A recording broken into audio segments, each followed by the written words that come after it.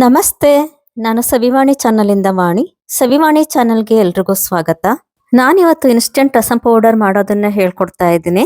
ತಣ್ಣೀರಿಗೆ 2 spoon rasam powder ಹಾಕಿ ಕುದಿಸಿದ್ರೆ ಸಾಕು, rasam ready ಆಗುತ್ತೆ. ಈ ಪೌಡರ್ ಮಾಡಕ್ಕೆ ನಾನು 2 ಸ್ಪೂನ್ ತೊಗರಿಬೇಳೆ ತಗೊಳ್ತಾ ಇದ್ದೀನಿ. ತೊಗರಿಬೇಳೆನ ಮೀಡಿಯಂ ಫ್ಲೇಮಲ್ಲಿ ಹುರ್ಕೋಬೇಕು. ತೊಗರಿಬೇಳೆ ಸ್ವಲ್ಪ ಬೆಚ್ಚಗಾದ್ರೆ ಸಾಕು, ತುಂಬಾ ಕೆಂಪಿಗೆ ಹುರ್ಕೋಬಾರ್ದು. 2 ಸ್ಪೂನ್ ಧನಿಯಾ ಕಾಳನ್ನ ಹುರ್ಕೊಳ್ತಾ ಇದ್ದೀನಿ. ಧನಿಯಾ ಕಾಳು ಸ್ವಲ್ಪ ಕೆಂಪಗೆ ಹುರ್ಕೋಬೇಕು. ತುಂಬಾ ಕಪ್ಪಾಗಬಾರ್ದು, ಗಮ್ಮಂತ ಸ್ಮೆಲ್ ಬರಕ್ ಶುರುವಾಗುತ್ತೆ, ಕೆಂಪಾಗುತ್ತೆ, ಅಷ್ಟುವರೆಗೂ ಹುರ್ಕೋಬೇಕು.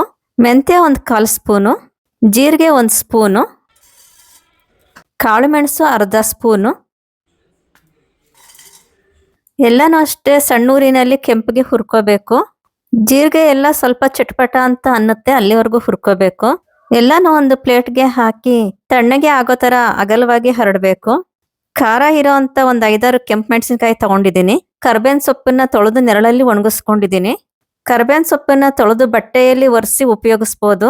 ಒದ್ದೆ ಅಂಶ ಇಲ್ಲದೆ ಇರೋ ತರ ನೋಡ್ಕೋಬೇಕು. ಕರಿಬೇವು ಮತ್ತೆ ಮೆಣಸಿನಕಾಯಿನ ಸ್ವಲ್ಪ ಬೆಚ್ಚಗೆ ಆಗೋ ತರ ಹುರ್ಕೊಳ್ತಾ ಇದ್ದೀನಿ. ಇದು ಅಷ್ಟೇನೆ, ತುಂಬಾ ಕೆಂಪಗೆ ಆಗ್ಬಾರ್ದು, ಸ್ವಲ್ಪ ಬೆಚ್ಚಗಾದ್ರೆ ಸಾಕು. ಈಗ ಒಂದು ಬಾಣಲಿಯಲ್ಲಿ 1 ಸ್ಪೂನ್ ಎಣ್ಣೆ ತಗೊಳ್ತಾ ಇದ್ದೀನಿ. ಸ್ವಲ್ಪ ಹುಣಸೆ ಹಣ್ಣನ್ನ ಎಣ್ಣೆಗೆ ಹಾಕೊಳ್ತಾ ಇದ್ದೀನಿ. ಹುಣಸೆ ಹಣ್ಣನ್ನ ನಾನು ವಿಡಿಯೋದಲ್ಲಿ ತೋರಿಸಿರೋ ತರ ಸ್ವಲ್ಪ ಕರ್ಕೋಬೇಕು.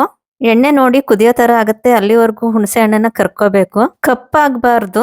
ಹುಣಸೆ ಹಣ್ಣನ್ನ ಸಪ್ರೇಟ್ ಬೇರೆ ಪ್ಲೇಟ್ಗೆ ತೆಗೆದಿಟ್ಕೊಳ್ತಾ ಇದ್ದೀನಿ. ಬೇಳೆ ಜೊತೆ ಮಿಕ್ಸ್ ಮಾಡಬಾರ್ದು. ಈಗ ಬಾಣಲೆಗೆ 1-2 ಸ್ಪೂನ್ ಎಣ್ಣೆ ಹಾಕೊಳ್ತಾ ಇದ್ದೀನಿ. ಎಣ್ಣೆಗೆ 1 ಸ್ಪೂನ್ ಸಾಸಿವೆ ಚಿಟ್ಪಟ ಅಂದ ತಕ್ಷಣ ಕಟ್ ಮಾಡಿ ಇಟ್ಕೊಂಡಿರೋ ಅಂತ ಒಣಮೆಣಸಿನಕಾಯಿ, ನೆರಳಲ್ಲಿ ಒಣಗಿಸಿರೋ ಅಂತ ಕರಿಬೇವು. ಪೌಡ್ರ್ ಮಾಡ್ಬೇಕಾದ್ರೆ ಎಲ್ಲಿನೂ ನೀರಿನಂಶ ಸ್ವಲ್ಪನೂ ಇಲ್ಲದೆ ಇರೋ ತರ ನೋಡ್ಕೋಬೇಕು. ಒಗ್ಗರಣೆ ಎಲ್ಲ ಆಗೋ ಅಷ್ಟೊತ್ತಿಗೆ ಬೇಳೆಗಳೆಲ್ಲ ತಣ್ಣಗಾಗಿವೆ. ಬೇಳೆ ಮಿಕ್ಸ್ ಎಲ್ಲ ಪೂರ್ತಿ ತಣ್ಣಗಾದ್ಮೇಲೆ ಮಿಕ್ಸಿ ಜಾರ್ಗೆ ಹಾಕೋಬೇಕು.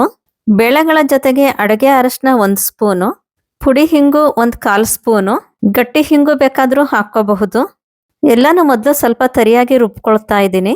ನೋಡಿ, ಇಷ್ಟು ತರ್ತರಿಯಾಗಿ ಮಿಕ್ಸಿ ಮಾಡ್ಕೊಂಡ್ಮೇಲೆ ಹುಣಸೆ ಹಣ್ಣನ್ನ ಸೇರಿಸ್ಕೊಳ್ತಾ ಇದ್ದೀನಿ. ಹುಣಸೆ ಹಣ್ಣು ಅಷ್ಟೇ ಇಷ್ಟಕ್ಕೆ ತಣ್ಣಗೆ ಆರಿದೆ. ಹುಣಸೆ ಹಣ್ಣು ಸೇರಿಸಿ ಮತ್ತೆ ಮಿಕ್ಸಿ ಮಾಡ್ತಾ ಇದ್ದೀನಿ.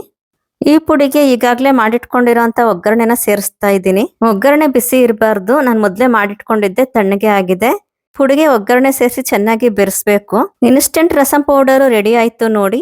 ಪೌಡರ್ ಪೂರ್ತಿ ತಣ್ಣಗೆ ಆರಿದ್ಮೇಲೆ ಒಂದು ಏರ್ ಟೈಟ್ ಬಾಕ್ಸ್ಗೆ ಟ್ರಾನ್ಸ್ಫರ್ ಮಾಡ್ಕೋಬೇಕು. ಒಂದ್ಸಲ ಈ ಮಿಕ್ಸ್ ಮಾಡಿಟ್ಕೊಂಡ್ರೆ 1-2-3 ತಿಂಗಳಾದ್ರೂ ಕೆಡಲ್ಲ. ಚಳಿಗಾಲದಲ್ಲೆಲ್ಲ ಒಂದ್ಸಲ ಈ ಮಿಕ್ಸ್ನ ಮಾಡಿಟ್ಕೊಂಡ್ರೆ ಬೇಕು ಅಂದಾಗೆಲ್ಲ ದಿಢೀರ್ ಅಂತ ರಸಂ ಮಾಡ್ಕೋಬಹುದು. ಶೀತ ನೆಗಡಿ ಇದ್ದಾಗ 5 ನಿಮಿಷದಲ್ಲಿ ರಸಂ ಮಾಡ್ಕೊಂಡು ಕುಡಿಬಹುದು. ಈ ರಸಂ ಪೌಡರ್ ಉಪಯೋಗಿಸ್ಕೊಂಡು ನಾನು 5 ನಿಮಿಷದಲ್ಲಿ ಯಾವ ತರ ರಸಂ ಮಾಡ್ತೀನಿ ನೋಡಿ. ಒಂದು ಪಾತ್ರೆಗೆ ಬೆಳ್ಳುಳ್ಳಿ ಕರಿಯಷ್ಟು ಎಣ್ಣೆ ಹಾಕ್ತಾ ಇದ್ದೀನಿ. ಇದಕ್ಕೆ ಜಜ್ಜಿಟ್ಕೊಂಡಿರೋ ಅಂತ ಬೆಳ್ಳುಳ್ಳಿ ಸೇರಿಸ್ತಾ ಇದ್ದೀನಿ. ಬೆಳ್ಳುಳ್ಳಿ ಸ್ವಲ್ಪ ಕೆಂಪಗಾದ ತಕ್ಷಣ ನೀರು ಸೇರಿಸ್ತಾ ಇದ್ದೀನಿ. ನೀರು ಹಾಕಿದ ತಕ್ಷಣ ಇನ್ಸ್ಟೆಂಟ್ ರಸಂ ಪೌಡರ್ನ 2 ಸ್ಪೂನ್ ಹಾಕ್ತಾ ಇದ್ದೀನಿ. ಬೆಳ್ಳುಳ್ಳಿ ಉಪಯೋಗಿಸ್ತಾ ಇರೋರು ತಣ್ಣೀರಿಗೆ 2 ಸ್ಪೂನ್ ರಸಂ ಪೌಡರ್ನ ಹಾಕಿ ಬಿಸಿ ಮಾಡಿದ್ರೆ ಆಯ್ತು. ರುಚಿಗೆ ತಕ್ಕಷ್ಟು ಉಪ್ಪು ಹಾಕ್ತಾ ಇದ್ದೀನಿ. ರಸಂ ಪೌಡ್ರಿಗೆನೆ ಉಪ್ಪು ಸೇರಿಸಿ ಬೇಕಾದ್ರೂ ಇಟ್ಕೋಬಹುದು. ಒಂದು ಅರ್ಧ ಟೊಮೊಟೊ ಸೇರಿಸಿದ್ದೀನಿ. 2 ನಿಮಿಷ ರಸಂ ಕುದ್ದ ಮೇಲೆ ಕೊತ್ತಂಬರಿ ಸೊಪ್ಪನ್ನ ಕೊನೆಯಲ್ಲಿ ಸೇರಿಸ್ತಾ ಇದ್ದೀನಿ. ರಸ ಕುದಿತಾ ಇದ್ರೆ ಗಮ್ಮಂತ ಸ್ಮೆಲ್ ಬರ್ತಾ ಇದೆ, ಅಷ್ಟು ಚೆನ್ನಾಗಾಗಿದೆ ರಸಮ್ಮು. ಈ ರಸಂನ ಅನ್ನದ ಜೊತೆನೂ ತಿನ್ಬಹುದು. ಮನೆಯಲ್ಲಿ ಫಂಕ್ಷನ್ ಇದ್ದಾಗ ತುಂಬಾ ರೀತಿಯ ಅಡುಗೆಗಳು ಮಾಡಿದಾಗ ಕೊನೆಯಲ್ಲಿ 1 ಲೋಟ ಈ ರಸಂ ಕುಡಿಬಹುದು. ಚಳಿಗಾಲದಲ್ಲಿ ಮತ್ತು ಶೀತ ನೆಗಡಿ ಇದ್ದಾಗ ರಸಂನ ಹಾಗೇನೆ ಕುಡಿಬಹುದು. ಈ ರಸಂ ಪೌಡರ್ನ ನೀವು ಟ್ರೈ ಮಾಡಿ, ಖಂಡಿತ ಚೆನ್ನಾಗಿ ಬರುತ್ತೆ. ನಿಮಗೆ ಈ ವಿಡಿಯೋ ಇಷ್ಟ ಆದರೆ ಒಂದು ಲೈಕ್ ಕೊಡಿ, ಶೇರ್ ಮಾಡಿ ಹಾಗೂ ಸಬ್ಸ್ಕ್ರೈಬ್ ಮಾಡೋದು ಮರಿಬೇಡಿ. ನಮಸ್ತೆ.